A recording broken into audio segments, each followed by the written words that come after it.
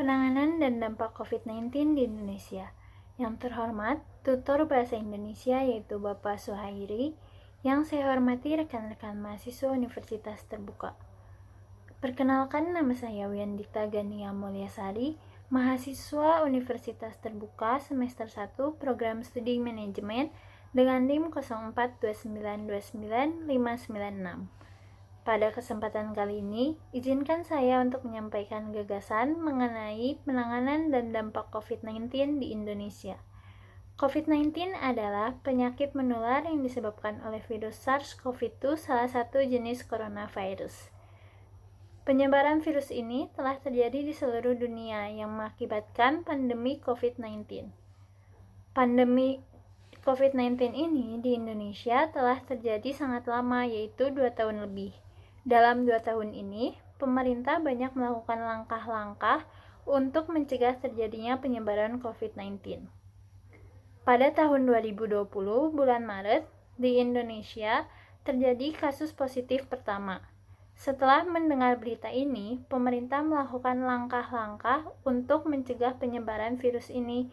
Langkah-langkah yang dilakukan yaitu 1. Menerapkan program 5M, yaitu mencuci tangan, memakai masker, menjauhi jarak, serta mengurangi mobilitas dan menjauhi kerumunan. 2. Melakukan pemberlakuan pembatasan kegiatan masyarakat.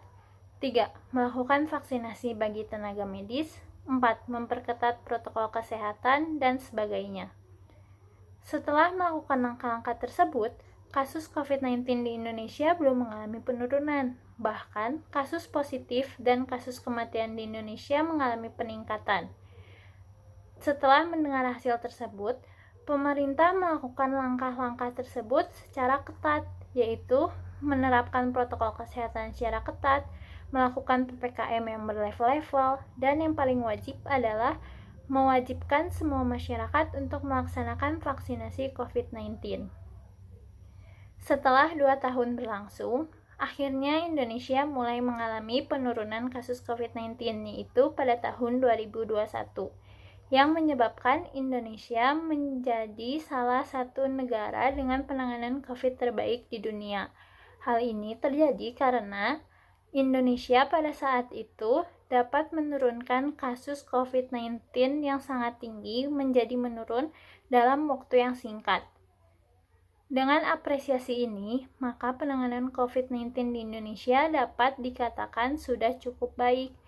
Namun, kita tidak boleh terlena dan tidak boleh terlalu euforia dengan penurunan kasus COVID ini, karena kasus COVID-19 ini masih ada di sekitar kita, serta masyarakat dan pemerintah harus saling bekerja sama untuk mencegah terjadinya peningkatan kembali kasus aktif COVID-19 di Indonesia.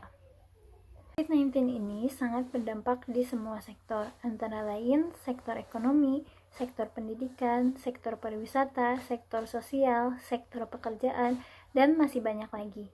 Salah satu yang paling terdampak yaitu sektor pendidikan.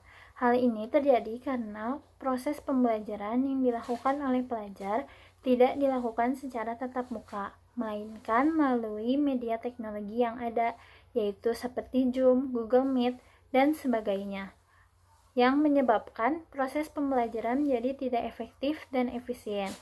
Dan yang paling berdampak lagi adalah sektor perekonomian. Di masa pandemi, perekonomian di Indonesia sangat menurun. Hal ini terjadi karena banyak pegawai yang di PHK, banyak perusahaan yang gulung tikar, pendapatan gaji yang kurang untuk memenuhi kebutuhan, dan lain-lain.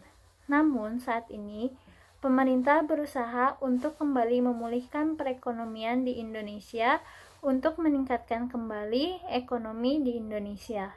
Sekian pemaparan dari saya, mudah-mudahan bermanfaat bagi kita semua. Mohon maaf bila ada kata-kata yang kurang berkenan. Wabillahi taufiq wal hidayah. Wassalamualaikum warahmatullahi wabarakatuh.